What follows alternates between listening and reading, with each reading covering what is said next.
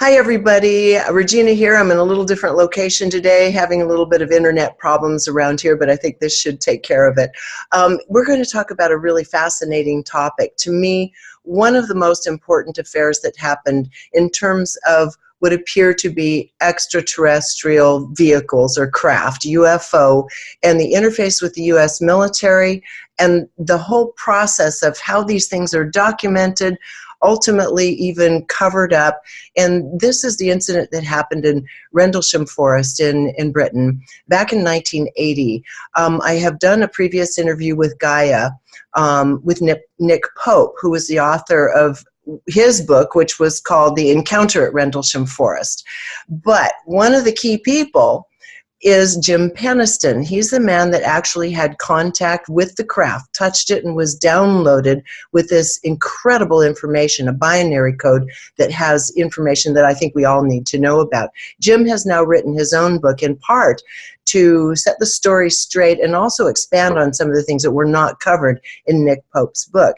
And his book is called The Rendlesham Enigma, Book 1, because there's a Book 2 coming. So without further ado, let's go to Jim Penniston. Jim, welcome.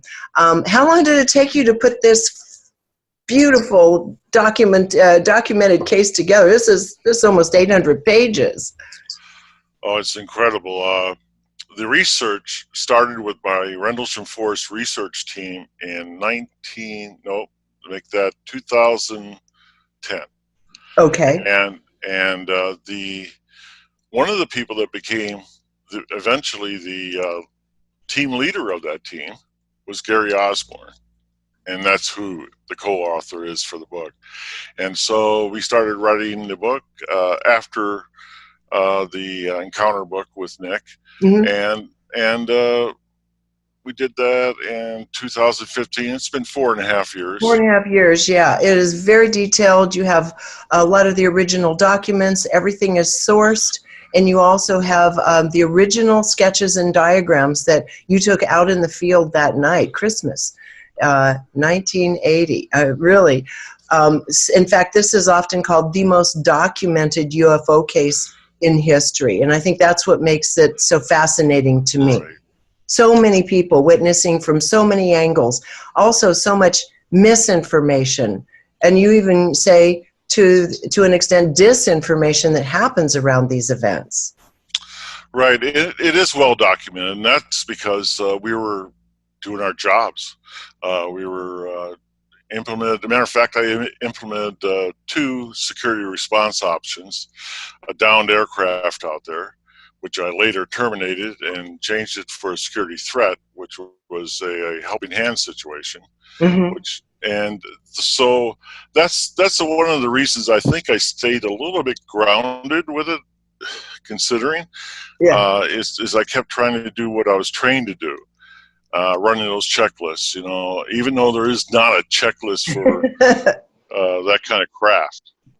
Absolutely not. Now, this happened in the Rendlesham Forest area, which had a military base called Bentwater and another called Woodbridge. Tell us the nature of these 2 bases originally and how the U.S. had involvement there, and then let's extend it into the story of the fact that there were nuclear warheads there.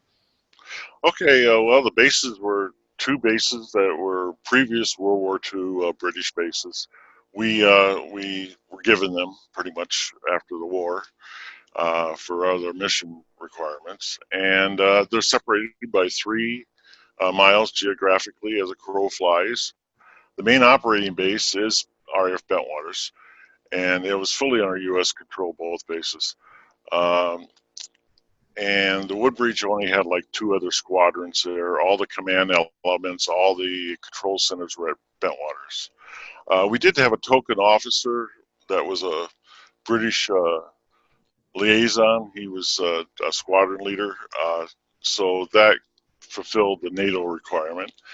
And it was at the height of the Cold War. And yeah, I think that there might be a connection maybe to the nuclear part of it.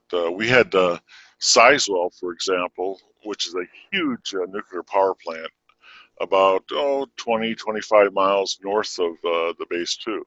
Okay. That's interesting. I just know from cases that I followed over the last 30 years, this is pretty common. Okay, let's set it up. Christmas, late at night, 1980, there's a phenomena in the sky. You're working security. What happens?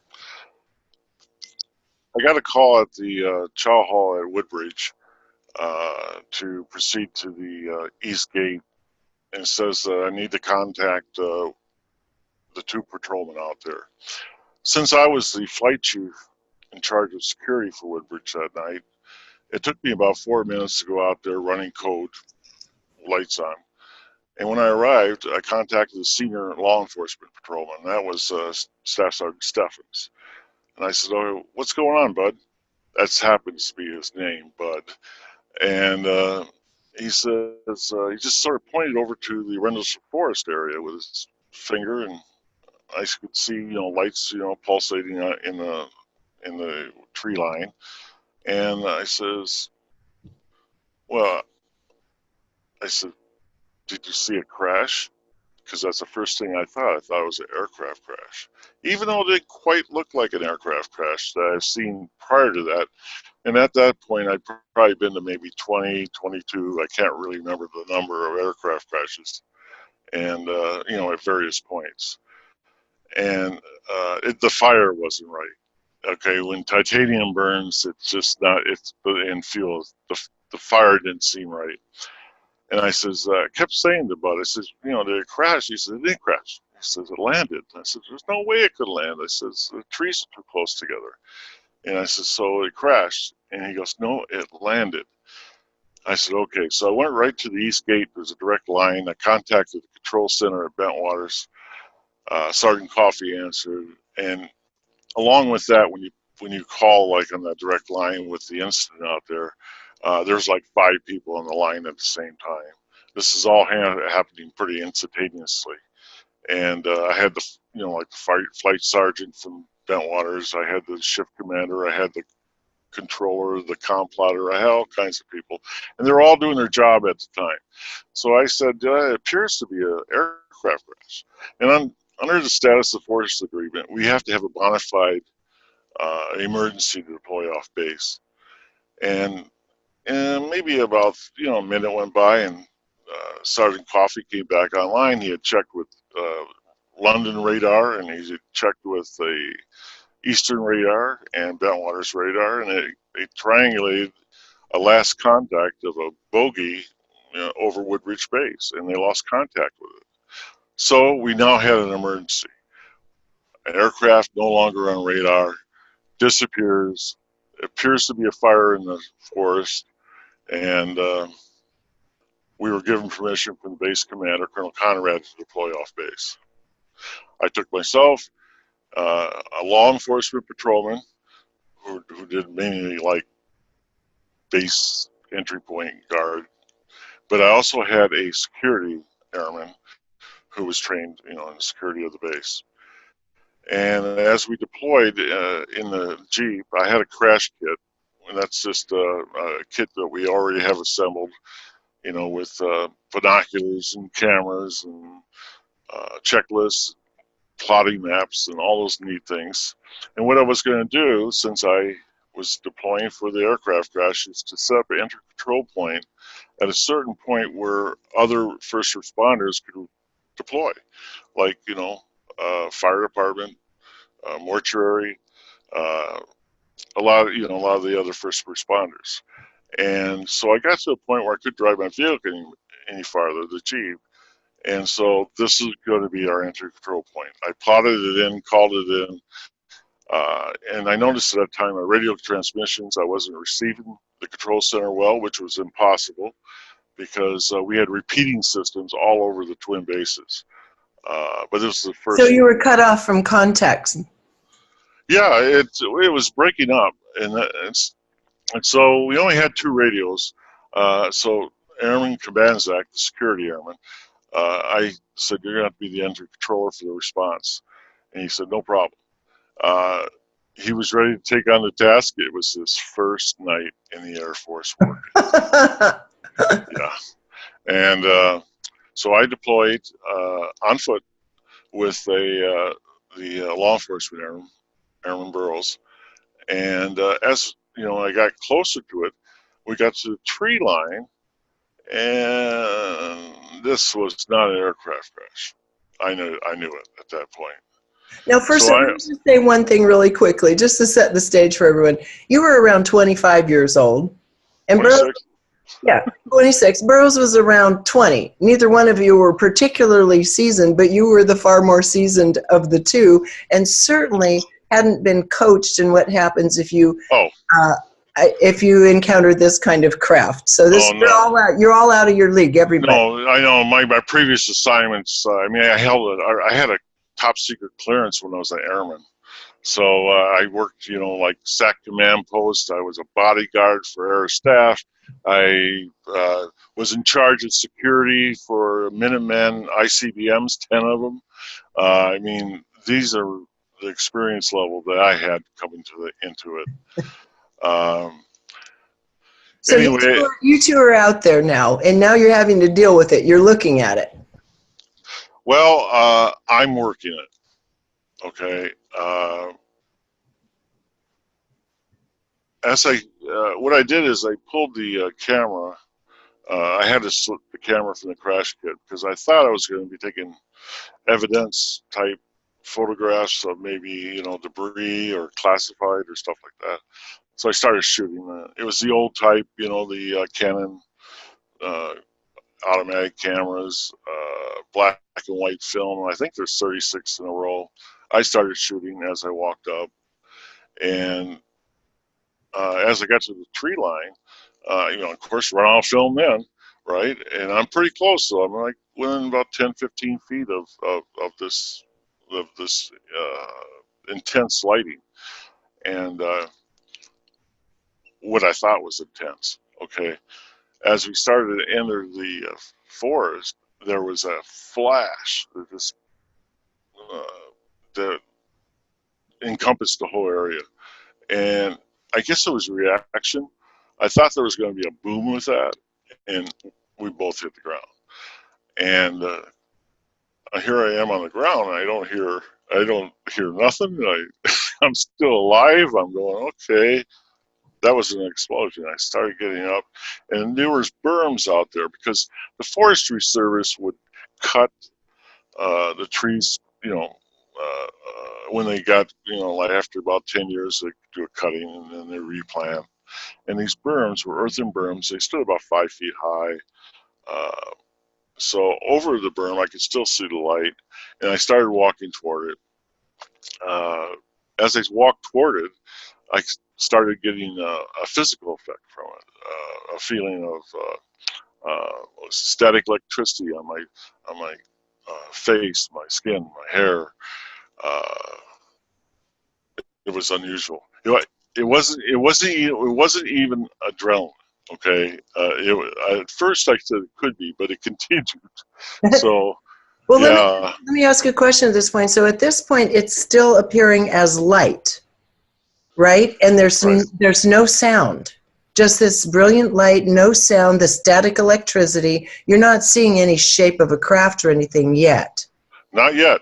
And as I started walking up the berm, the earthen berm, the light, when it had dissipated, it was dissipating down, the white, bluish type light. And as I came over, I could see a ball of this light. And then as I started walking a little closer, I could, my movements were labored. The best way to describe it is like walking waist deep in a pool of water. That's my walk was that labored. And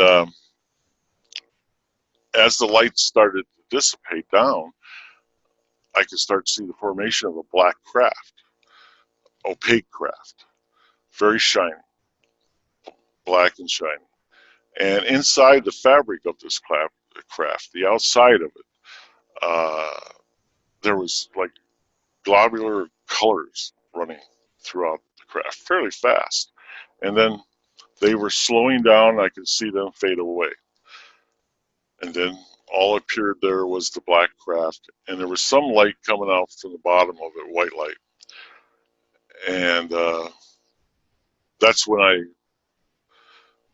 initiated the helping hand situation, terminated the aircraft crash. Okay, so now you're standing in front of this craft, and now you're approaching it. You're close. You've gone through this. Is there a fear running through you at this point, or are you feeling that you're just following a protocol? I mean, certainly you must have known this wasn't normal. No, I knew it wasn't normal. That's why I initiated the security protocol. Yeah, a helping hand situation is a situation involving possibly a threat to the priority A, B, C resources, operational resources of the bases. So I knew there was a good possibility this could be a hostile, it could be a ruse, it was a height of the Cold War. Maybe this is just go ahead and deflect security forces. I didn't know. I was scared. Yeah, I was scared because I didn't know what I was looking at, because it was intact. It wasn't, crashed or anything like that. So as I moved forward with the craft, I will try to explain. Around the first 10 feet of the craft is what I call the sphere of influence. That's the term I give it. Meaning that area was different than the area outside of the immediate light around the craft. Back to my right, about 25 feet, was Airman Burroughs. He was standing outside of it, and he was motionless. You said this throughout the book, that it was though he was in a state of suspended animation. Whatever was emanating or whatever was going on inside him had him kind of just frozen. Well, based on the evidence, I don't think it says that in the book, but I think the theory, we have a working theory on it. The working theory is that that immediate area, that sphere of influence, time was different. It was. You did say this. It was distorted, severely distorted. Yeah, it could very well be that from his observation point, everything's instantaneous, but it wasn't for me. And what brings me to that conclusion? Well, one is I had an electronic watch on and stopped for 45 minutes. So we think whatever that electrical effect was causing a distortion around that craft. I don't know whether that shift was trying to catch up with regular time, or it was out of sync. Right. And I say this because the longer I was in front of this craft, the effects of the labored movements, the static electricity started to dissipate, and so I'm out of film. I'm out of film at that point, and I said, well, only thing I can do, if this is hostile, if it's not benign, if some way I don't survive this, I need to go ahead and document as much as I can, so the people at the command level can make decisions later on. And so then I took my notebook out. I started to record everything. The first thing that really got my attention was the light that was coming out from underneath the craft. How is this staying fixed? How is this holding itself up? So I'm looking underneath it, and I said, well, this doesn't look like it's hovering, but it looks fixed somehow. And I'll use it looks like light, but obviously the technology is something else. I don't know what it is.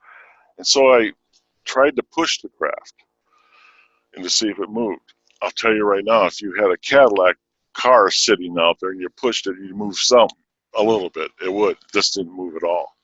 Well, now, weren't there also depressions in the earth underneath it, even though there was nothing actually touching the ground? That the depression seemed to come from a kind of weight we don't understand, perhaps? Right. When the further investigation went the following days, they actually measured the impressions in the ground. They were 1.5 inch deep. They were all size of a saucer type shape. They were all equally spaced. So the technology somehow appeared to be light, my conclusion, but it was able to hold this in place. Fascinating technology.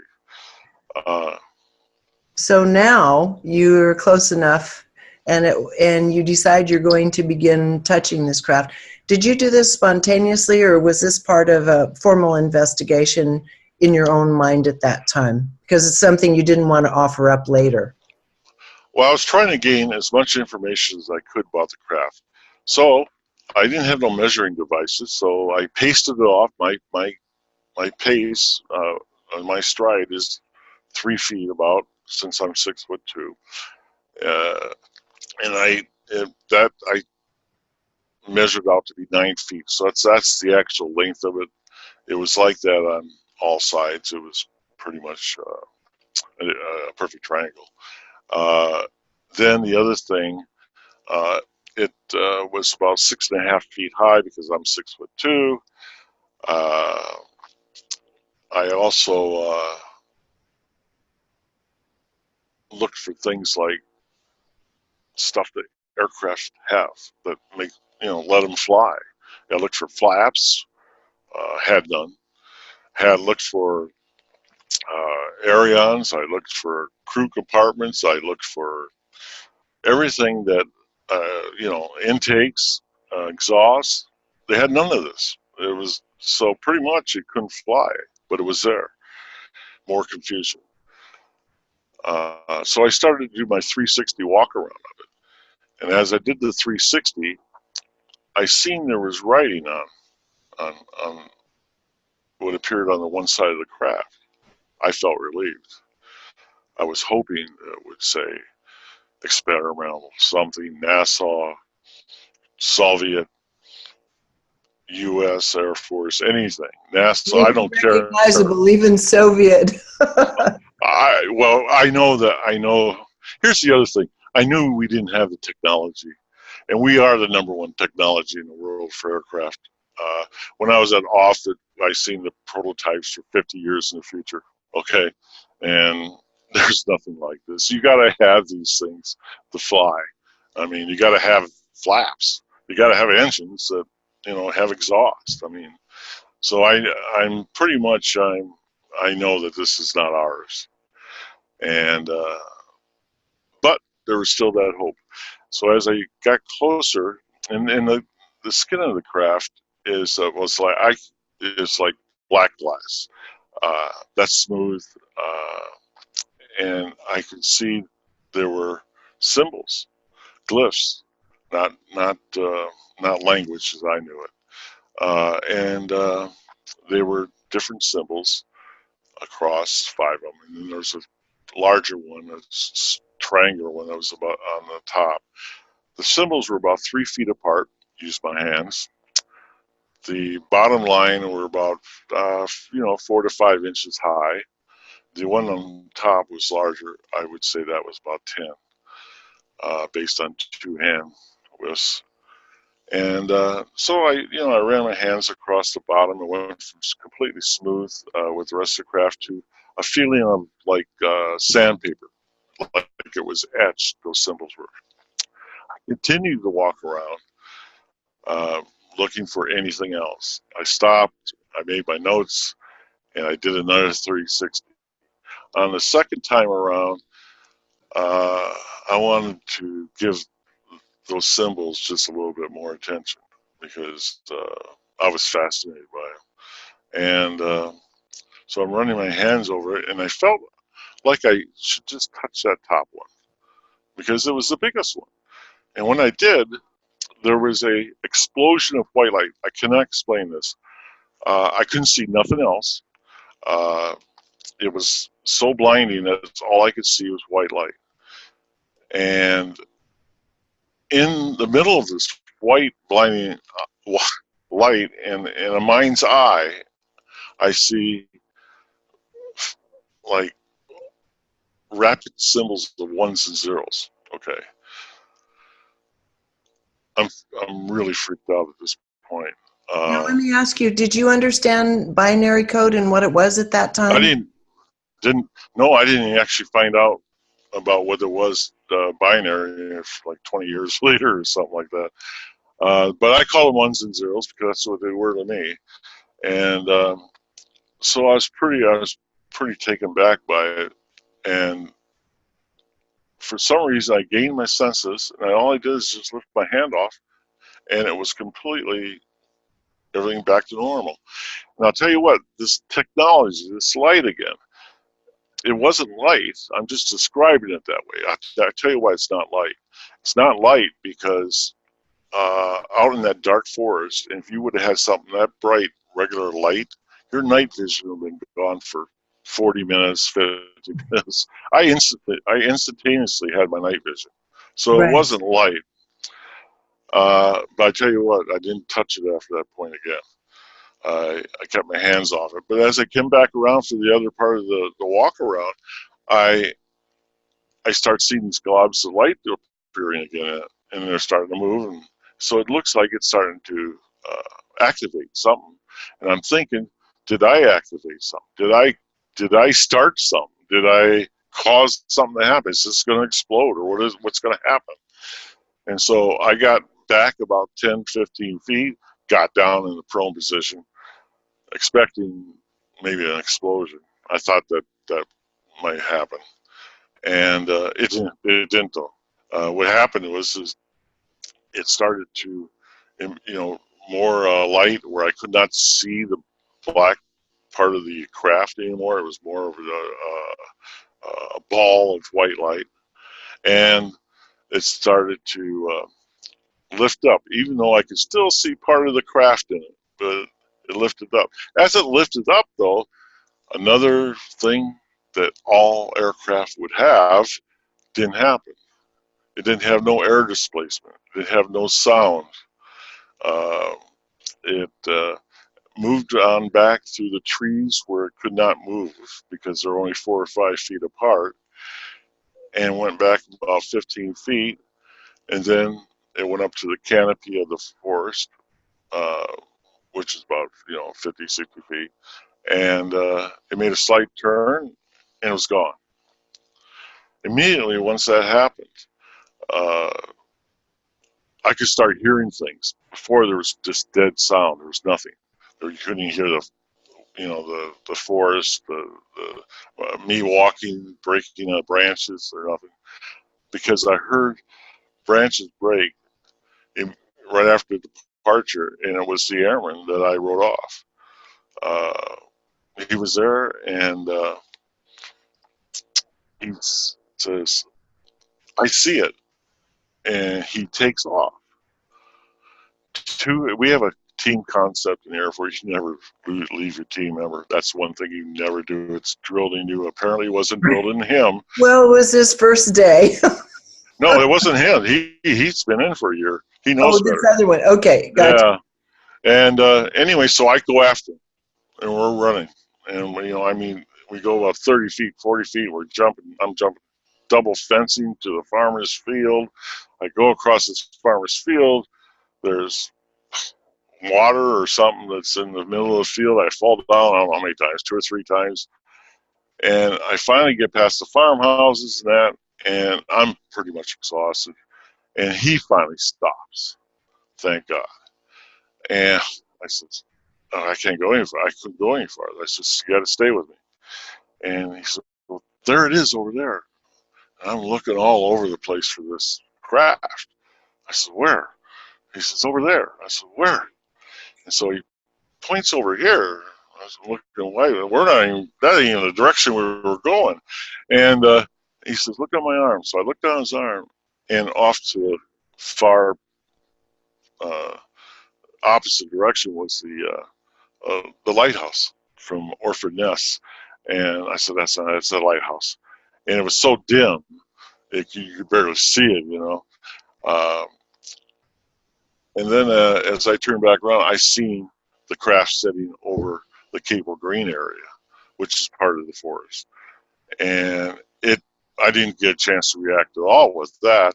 It just started to move rapidly out toward for some reason,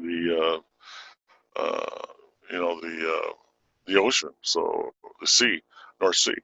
and that was the last time we seen it. So after these incidents, at what point did other people start becoming engaged in this? People back at the base and so forth?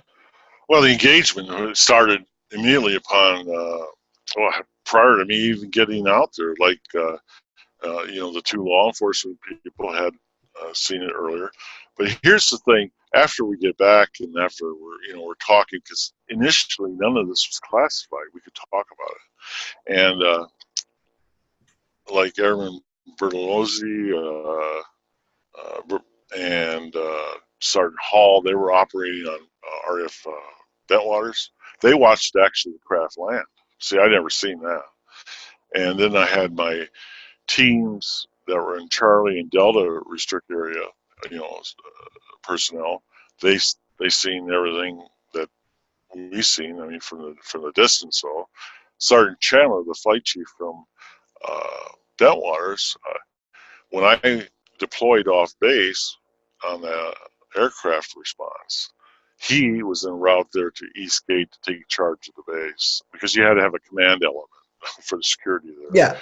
So he's seen everything. Yeah, and the reason I know this is because when I get back, from the posting bus, get back to Central Security Control that morning, Sergeant Chandler is waiting for me. I said, "Oh man," I said, "You wouldn't believe last night." And he goes, "I seen everything." He said, "Believe me, he says, turn your weapon." And he says, he said, "The shift commander wants to talk to you, the day shift commander." So, okay, I'll do that. And so I turned my weapon in. I had my paperwork for the 1569 incident complaint report. It's really a detailed thing of what happened by time. And I was going to give it to Sergeant Coffey in the control center. And when I went in there, Coffey says, "Hey, I don't need that." I said, "You don't?" He goes, "No." He says, "Here, you just read this, see if it's accurate." He said, "We heard everything on the radio. I just couldn't hear them." See, that was the thing. And and it was a good thing I kept doing security checks too, because I was hoping that they could hear me, even though I couldn't hear them. Now, at this time, did you share with them your notes and the symbols and all of that? Well, no, I kept it. I kept my 1569, which is part of my notebook. I kept that, and I just put it back in my pocket. And I read the 1569, and Sergeant Coffey had the times right, obviously. So, and what happened? So I was good to go with it. Were you relieved at that point that you didn't have to really get into a lot of the details of the experience of it? Yeah, I was dreading writing the complaint report out. And I was so glad that Sergeant Coffey was really a good security controller. And I was so happy and relieved that he actually heard all the transmissions. Those transmissions, by the way, one of the disinformation stories is that there's videotape and all this stuff. That never happened. The tape that we're talking about is at the Wing Command Post. They have, at that time, a TX reel-to-reel. And what it would do is record all radio transmissions of, fire department, security, police, whatever. It would do that for a 48-hour time frame. Those reels are gold. Those recorded everything. And those are the ones that General Gabriel picked up the following day, personally, and who was in charge of all U.S. Air Forces Europe. He thought it was important enough to pick them up himself. Okay, so here we have this now. You still have your little notebook. You still have the experience. And it appears that that download that happened was much more profound than you might have expected. At what point did you start just literally writing out from something beyond memory the sequence of the ones and the zeros? I survived the incident. I was feeling good about that, but I kept trying to go to sleep. I mean, there's no doubt that I was traumatized by it. I mean, I couldn't sleep. I was just too hyped up. Even when I lay down, half hour later, I'm up. Finally, around midnight on the 26th, maybe 1 o'clock in the morning on the 27th, I can't remember. I got up and I just made my mind up. I said, well, it looks like I'm not going to sleep the rest of the night. So what do? I make a pot of coffee because I'm not going to sleep anyway.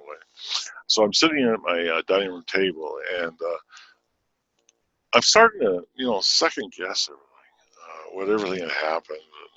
Did it happen exactly like this? And so I went up to my, I had a notebook laying there, so along with my other stuff, and I picked it up, and so I started looking at my notes again. The drawings, the real world time notes. I started, and this is like, I don't know how to explain this. In the mind's eye, I don't know how to explain this. But even though I would shut my eyes and I could see these ones and zeros, and I said, you know what, I think I can write those down. Maybe I will. So I flipped to the back of near the back of the notebook. It's the only paper I had, and I started writing, the 1 0 0 0 1 1 1 1 0 0 1 1. Started writing those down, and what happened was I felt better. I felt sort of relieved. It's really a strange sensation. I'll tell you, I thought I was like losing it. I thought it was a mental breakdown, but I'm for anything that feels good. All I know is it felt good. There's no way I could go to the base hospital and tell them that I had an encounter with a craft unknown origin, and then I go home and I see ones and zeros. I mean, it's not going to end good. No, it would not end well. No. And so as you're writing these 1s and 0s, this feeling of relief comes over you. And then how long did this go on? Again, not even knowing what 1s and 0s meant. All I know is it felt real. I felt relieved, and I'll tell you how bad it was. My wanting to write these down is, you know how it is when you have pens sitting in a drawer somewhere. Half of them work, or they end up not working. Mine did stop working, and I'm like panicking, looking for a pen.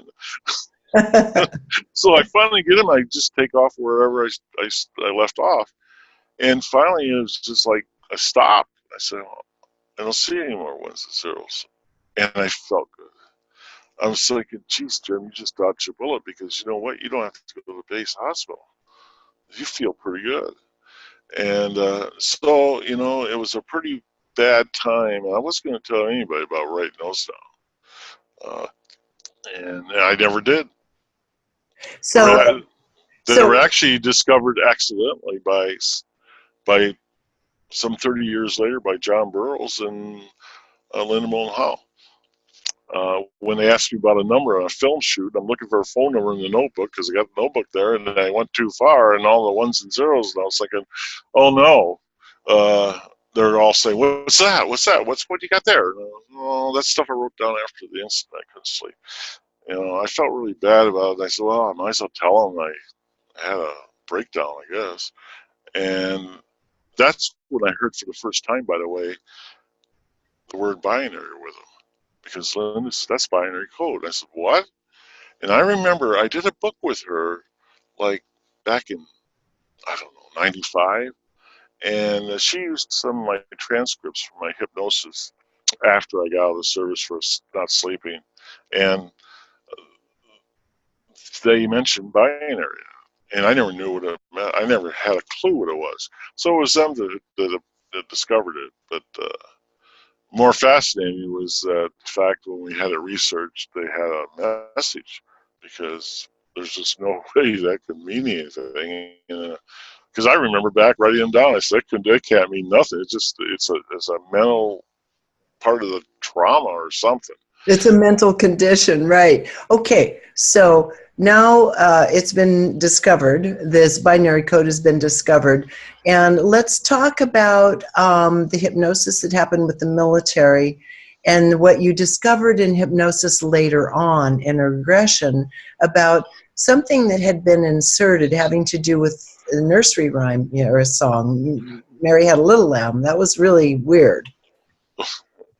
Well, part of the problem is that I didn't have this after I retired in '93. In '94, I was having trouble sleeping again, so I went to my MD. She couldn't help me, but she gave me a referral to a psychiatrist. Said, "Hey, Jim, this might help you." And I said, "Okay, I'm willing to do anything because I'm down to like 2 hours sleep a night. You know, you can't live like that very long." So I went in and seen her, and for about a month. And finally, she says, "I think there's something in your past, a trauma, uh, maybe as a child or something." She said, "I don't know. I like to do hypnosis on you." And I said, "You know what?" I said, "Okay, anything that could possibly help." And so she had her own notes. She actually taped the sessions. Those are her notes. And so we do the first 2 hour one, and I come out of it, I'm refreshed, everything's going great. And I look over to her, and she's got her jaw down on the table. I said, "What's wrong? What's wrong? What's wrong?" And she says, "We're going to have another session, and you're going to have to tell me about R.F. Woodbridge." Oh, no. So that's how we got the second one. We ended up doing 4.5 hours worth. Only, I think, 2 minutes of it's ever been made public. Matter of fact, I never even watched she gave me the notes. Today's world, everybody's worried about getting sued, but she gave me the notes back then, the videos, so I got them, and then I never watched them, and I couldn't. I attempted, I don't know, hundreds of times, and it just was too raw. And so I was telling Gary about this when we were writing the book. Gary Osborne. Now, You know, introduce him? Who is he? Gary Osborne is originally the team chief. He's an author in his own right, but he's the original team chief of our investigation team at Rendlesham. And we've done, the one since 2010. And he was also a contributor, would-be contributor on Nick Pope's book. And like I said, he's got his own books out too. But anyway, he's now my co-author for the Rendlesham Enigma. Gary Osborne comes into the story. You've had this, what appears to be now a hypnotic regression of some kind. How did the military interface with this, and how did this nursery song become inserted, and how did you find out about that? What was that about? It was originally transcribed when I did a book with Linda Moulton Hall, back in '95. I actually copied the tape, the notes from the doctor, and I sent them to her, and she transcribed them. And of course, part of that went in the book, and I seen part of that in the book. But I could never bring myself to actually watching the films. Right. And so anyway, my co-author with the Rendlesham Enigma, Gary Osborne, he says, "Jim, you gotta watch it." I said, "I can't." I said, "I can't get through it." He said, "I'll tell you what I do," and God bless him. He says, he did this. He transcribed the whole 4.5 hours. And it's not the best audio. He transcribed every bit of it, and then we sat over a period of number of days on Skype, and he read it to me. That's how I found out what was in the hypnosis. And some of it was pretty shocking. I had no memory of going back uh, down to the OSI building, for example, at Bentwaters, but in there it describes a thorough uh, debriefing. Sodium pentothal was used. I even agreed to it. All kinds of stuff. So what about Mary Had a Little Lamb? Well, that Mary Had a Little Lamb. That's pretty strange. That came out in the hypnosis with my psychiatrist that she taped. And what it was, there's a memory block put it in.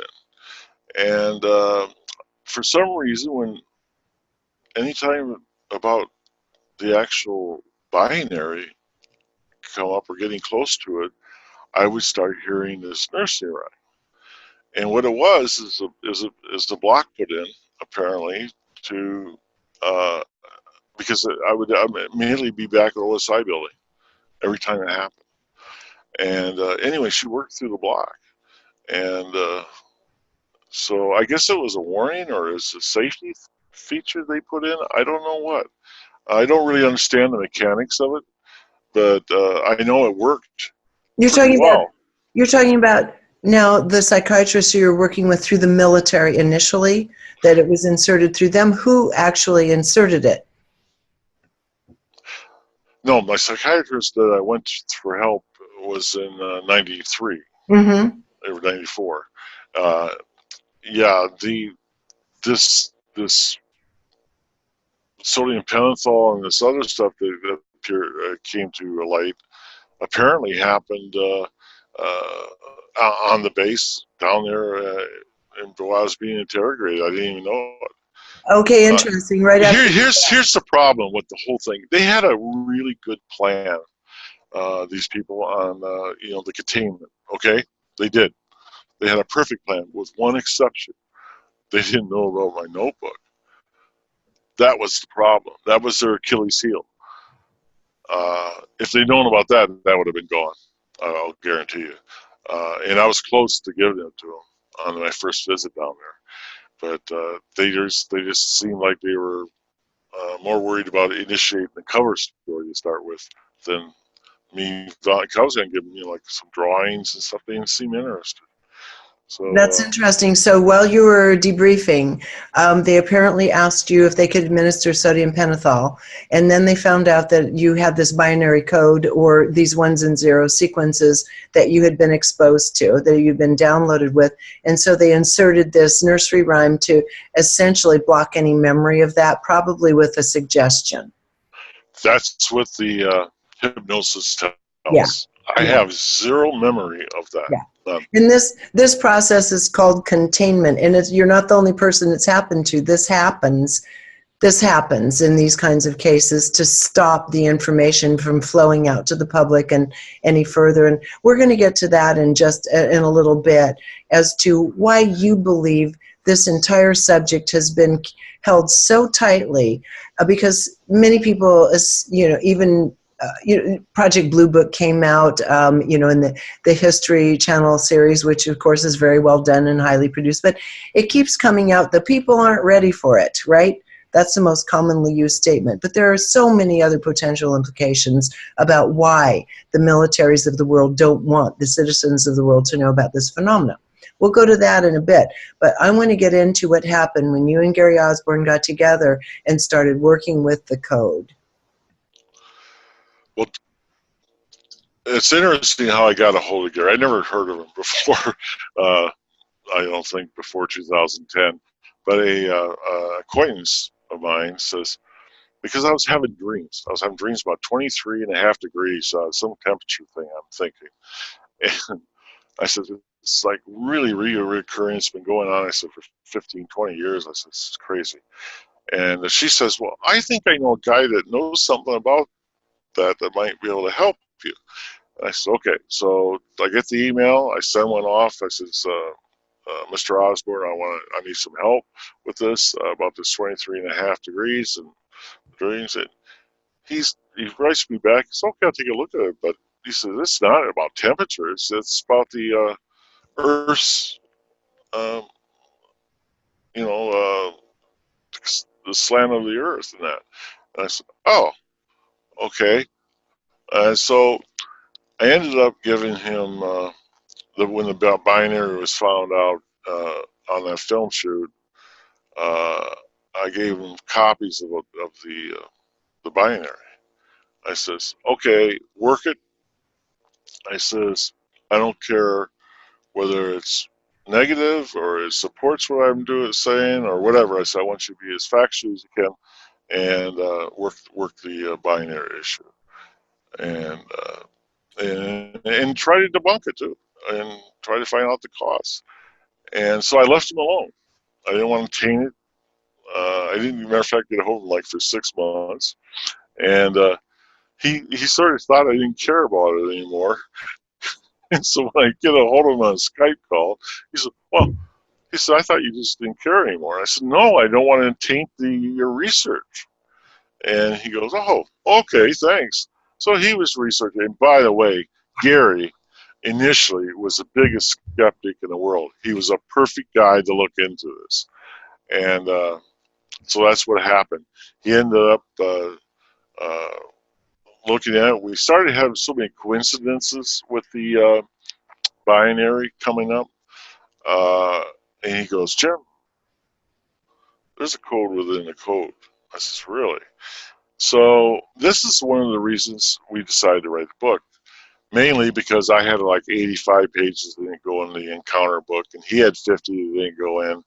And Nick and I talked about it. He said, well, you need to write your own book. So Right. that's what we did. But what we weren't counting on Gary making the discoveries of the code within the code. Let me just hold the book up for just a second here. This is on page 634, where you have the coordinates of the locations. So, and then again, you have descriptions and what they relate to. And this is actually really fascinating, because they're talking about points on the earth that have had very specific power in terms of ancient knowledge in particular. And I found High Brazil Island west of England, which was considered to be old Celtic country. And if you look at it from more of a Hermetic text point of view, that would have been an area that was a remnant of what was considered to be Atlantis, right? Just as the Yucatan was settled by remnants of the civilization that had been Atlantean, all the way over into Sardinia and Greece. And so all of these areas are appearing here, plus Egypt. And then interestingly, Sedona, Arizona, which was considered the land of the Hopi, which have a continuous lineage of ancient knowledge.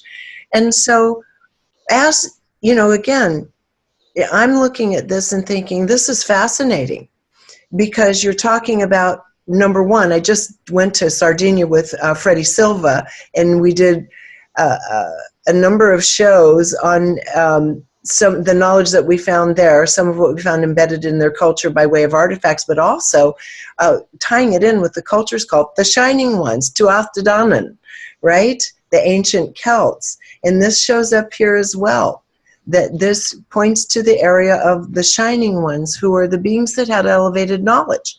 So to me, this is absolutely fascinating. So tell me what you started getting out of this. Well, we started getting coincidence. We kept saying, yeah, discovery. Oh, that's a coincidence. I mean, and Gary and I on a Skype call said, okay, what is it now? 50, 60 coincidences? Let's call it by design.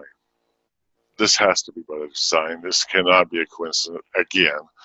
And what he discovered, and here's the amazing thing with these coordinates for the binary, these are down to the inch in some cases.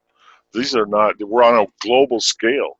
These are not like within, 10 feet or 15 feet or 100 feet. They're down to inches in a lot of cases. And the fascinating part of High Brazil is that it's the only one that's mentioned twice in the binary, at the beginning and the end. So there's special meaning there, no doubt. I mean, we have gotten satellite imaging of, there is 60, 70 feet below the surface of the coordinates area, there is an island. I mean, that's already proven. But at one time, it had to be above Earth, above sea level, I mean. And I don't know when that would have been, not too long ago, though. So that was fascinating. But as Gary made the research, we thought that we had all the answers were coming in pretty good. We had to go visit these sites. All the sites have pyramids. Even Sedona has what appears to be a pyramid, okay? They're all central around a pyramid. There's one in China.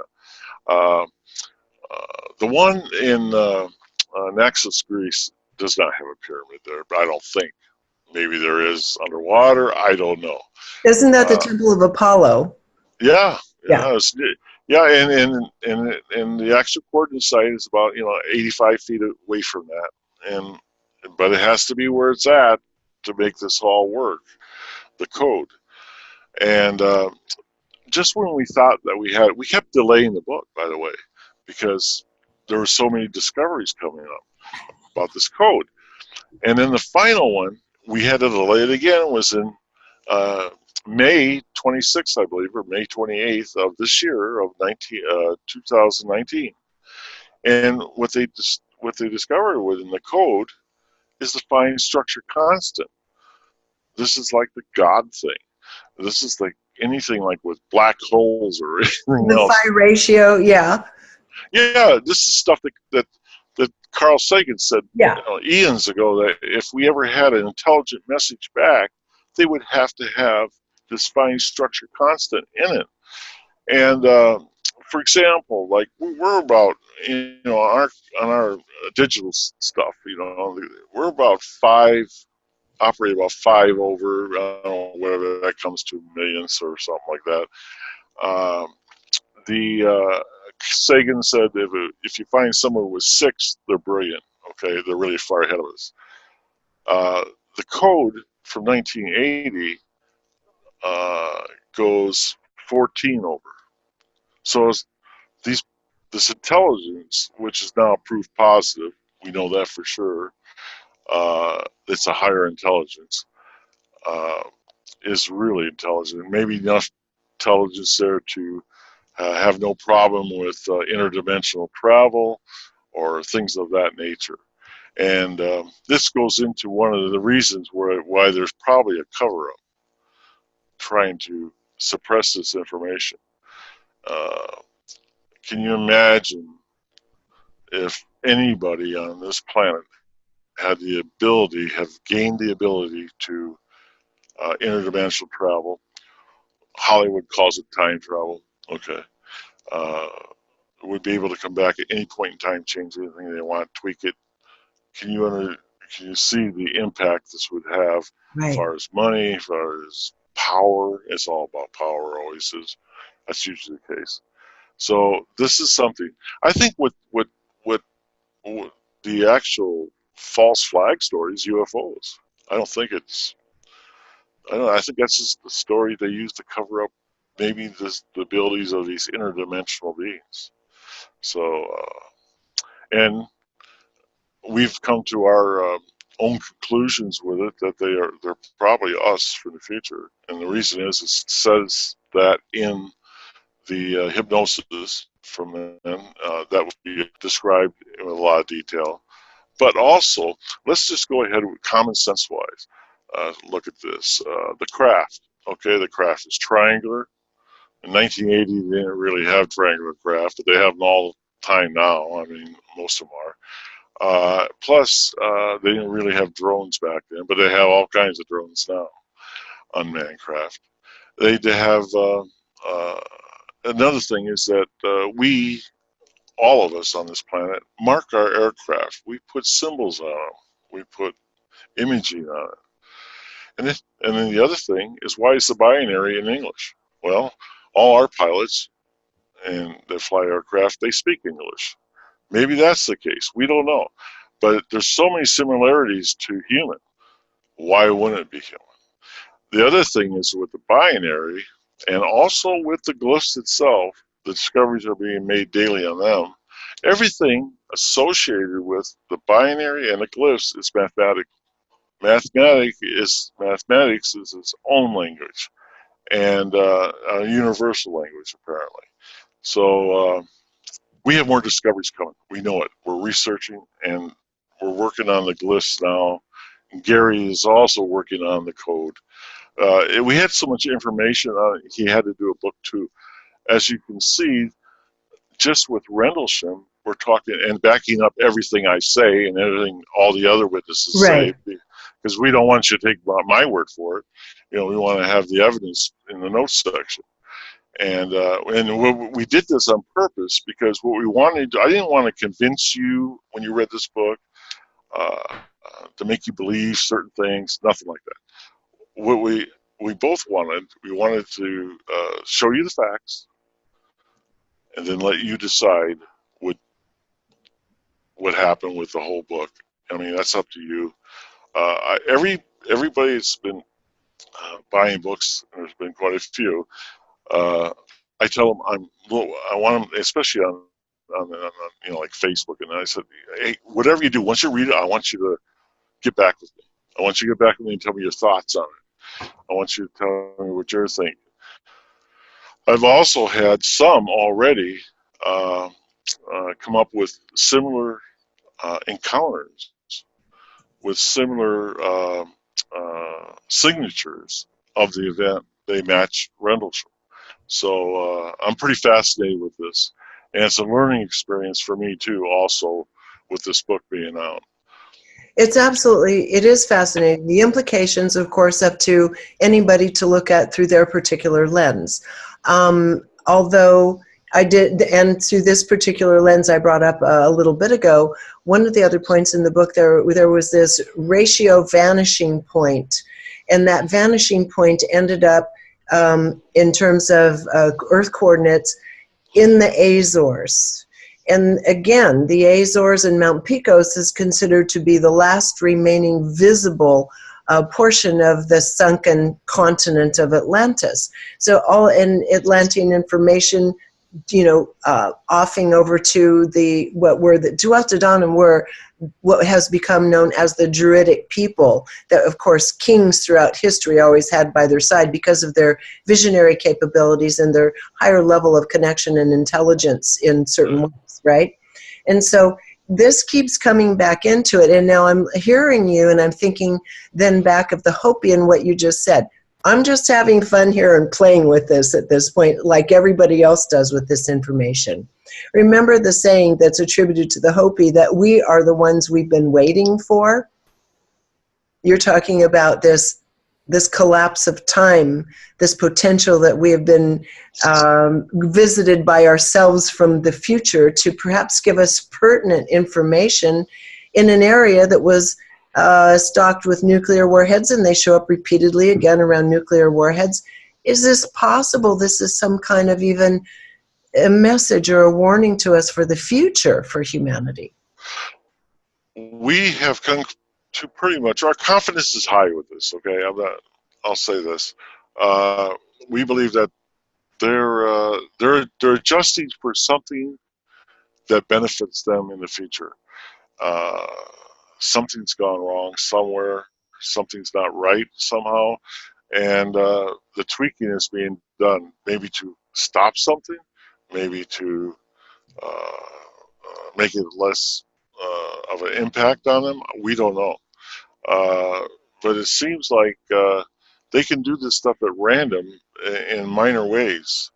And the stuff with the Hopis, for example, the tie-in there is like it's just crazy.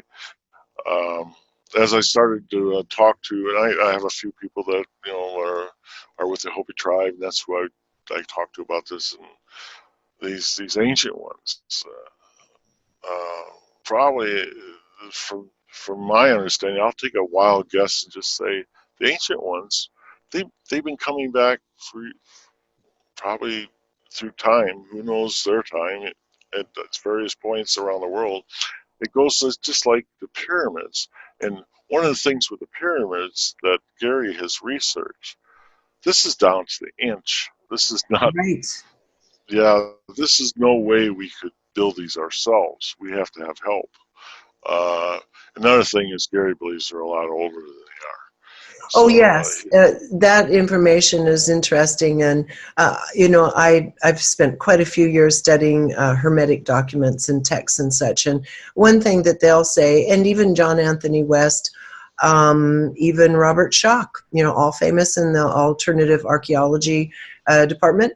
And all of them will say that they're far more ancient. In Hermetic texts, they'll say that the Great Pyramid is 85,000 years old.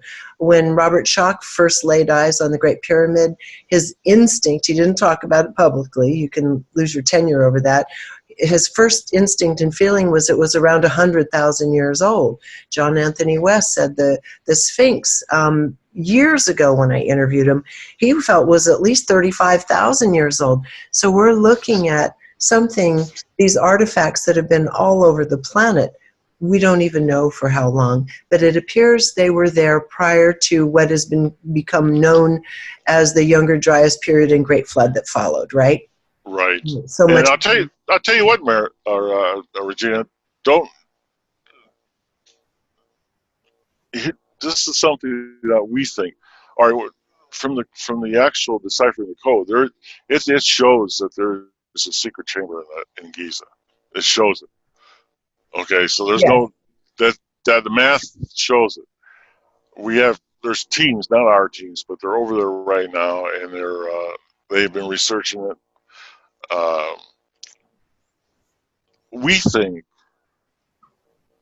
what a better way for us for the future. How would you go ahead and give us something concrete, something that will help us? Why not put it in a safe place? Why not put it in the middle of that Giza? Why not? That's what we think. We think that there's something and we also think, and especially Gary, he's theorized this, that he thinks that it's the actual part of the top of the pyramid. Oh, the Ben, yeah. Yeah, the actual ball that is in there. And who knows what's in there as far as information. So this is what we were all looking for. We're doing the ground penetrating radar. We're looking for answers. But we're going to get them. We're going to get them too. I'll tell you something else. This other part of this communication ties into. Now, I'm not talking about the woo stuff, but this consciousness is a form of communication, but not the woo stuff. There's people making money off this left and right. Not that. I'm talking about consciousness is part of it, but it's our belief also that this has got to be. It cannot be learned. It is a gift. This part of this whether it was done through DNA inserted or given or whatever, 50,000 years ago, who knows, And what are you saying is the gift? The gift is the ability for certain people with certain DNA to have actual consciousness. Yes. Okay, and there's other people they like it, they want it, they'll go to work groups for it. It's not going to happen. Well, in Freddie Silva's parlance, and he finds this same term coming up again and again from these cultures all over the world that have these ancient ones they called the shining ones, the followers of the sun, the followers of Horus. It always translates back out basically to those phrases. And so there are these beings that appear to continue and continue to come when help is needed and awaken memory, instill knowledge again in the local people after devastations and so forth. That's kind of Freddie Silva's part of that story, is that people with that consciousness have always existed and are always there when needed. Exactly. And it's funny that we were talking about the shining ones. That is actually one of the books that Gary Osmond wrote. That's what it's called. So fascinating. Yeah. Well, let me just ask you one question, two questions in conclusion. Number one, what is the second volume going to be focusing on? And then the final question is, how has this experience from the age of 26, just investigating a crash, altered your view of life, human potential, even the universe? Well, Gary's going to take all his findings on the binary code and the code within the code, and then we also want to be able to visit. I've only visited 2 sites, but I want to be able to do more. I want the one in Egypt is an essential. The one in China I want to go to, but I don't know how I'm going to get that one done. Yeah, that's going to be rough. And yeah. So we want to do that, and hopefully those findings go in that book too. But also the findings that he's already discovered about the code will be in book 2. I think that also we're going to put our theories in there. This one here we didn't theorize in. We just kept No, to the facts. you just kept, yeah. And if you go to one of my lectures or something, you're going to say, "Oh, yeah, it's all you talk is facts, facts, facts." Well, that's what I do. But in this book too, I'm going to have the something I wanted to do. I want to be able to put up, the theories, my feelings from the communication, actually what I think it really meant, and all that kind of stuff, and put it in that book. And Gary is going to put all the research. Yeah. Yeah, at some point in time, and 2 years ago, I guess it was, we realized that the Rendlesham book was going to be sort of large. And there's no way we could put all this other stuff about the code in it. And Gary says, I guess we're going to have to do a book too. So one of the things he did is that he had all that research done. So the book two is about 80-90% done. Because he kept all the research, but we're also going to put in some of our newest discoveries and some of our research that we're doing. I'm just relieved with the Rendlesham Enigma being out, because it's the first time everything's been told. Matter of fact, 85% of this book has never been released to the public before, and some other witnesses, they're going to find out new stuff too. Right. No, you did an amazing job. It's an amazing compendium of this event. I mean, Colonel Highbush, no one's ever heard of him. I says, everybody tries to, any other witness say, oh, we're left high and dry. No, we were not left high and dry. Colonel Highbush is an example of that. I was given a lifeline by him. I wrote about it in the book too. Yeah. No, again, I always point to people who have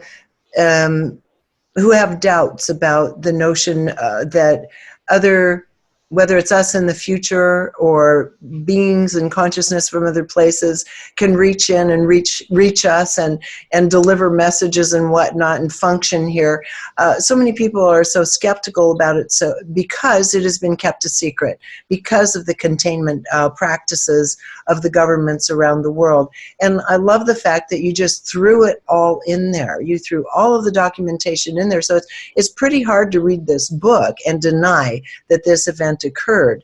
And the fact that you're following up on the ramifications of what this event was all about, I think is absolutely fascinating. I mean, I already tossed out a few little areas of my own personal interest in it, and everybody else has their own. So we'll wait and see when the next book comes out. How this flows, especially after you've done some field research into some of these areas that the coordinates indicate. So now, just the final summary here. What's this done to your life? You were just a kid back when this happened.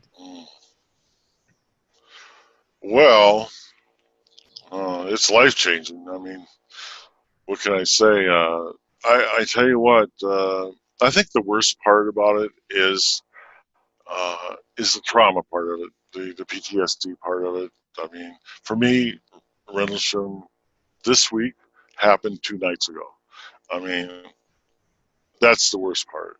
Yeah. If I had my choice, I wouldn't have worked that shift. I would have let somebody else work it. But I tell you what, even with all the trauma, I felt compelled that everybody had to hear what happened, especially with all the disinformation. It's horrible. They got phony movies coming out, made up this. It's so. This is something that I feel so relieved, and in the response that people gave me, I feel humbled by it. By the way, but I wanted in this book. I'll go back to chapters 3 and 4 in the book. I wanted you and every other reader to be with me in that forest, since I was alone. I was alone that night. Yeah. I was really alone, and I wanted you to be there and know what was going through our mind, and hopefully I achieved that. I don't know. You did a really good job of expressing it, taking people through it, climbing the berms, looking over, heart palpitating, what's next. You know, you really do take the reader on that journey with you. I think that was mission accomplished. Thank you. That's good to hear.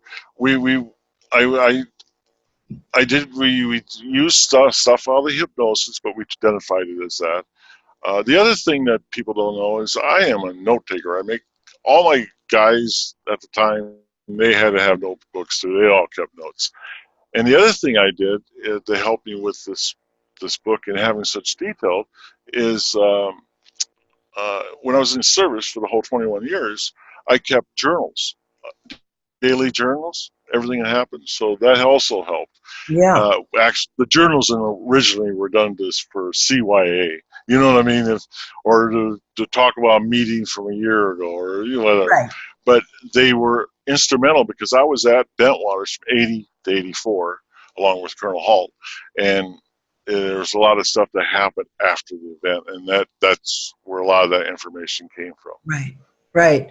Well, congratulations. I'm glad you have it off your chest. I think we'll stay tuned and see what happens when you and Gary Osborne come out with some more of the information on the code buried within the code, and have had a chance to do even more field research, and I'm sure that's going to rock your world even more. It will. Jim, thank you so much for taking the time to speak with us and to bring this into a place of reality, even in the minds of people who are still skeptical about the phenomena. Thank you. Thank you so much. I appreciate it. So everybody, you can go to Amazon.com and pick up the book, The Rendlesham Enigma by Jim Penniston, and really start diving into the topic for yourself. And it's a wonderful book to share with anybody that you would like to have a deeper understanding of this phenomena. I think it's really hard to deny the phenomena exists after you read this one. So until next time, thank you for joining us here on ReginaMeredith.com. Thank you for watching this video. You can find many more like it free of charge by going to ReginaMeredith.com. And if you're finding that this kind of content is adding value to your life, you might want to support my work by clicking on the Patreon button on the website, ReginaMeredith.com. As a patron, you have special videos, insider commentary, and much more. Check it out.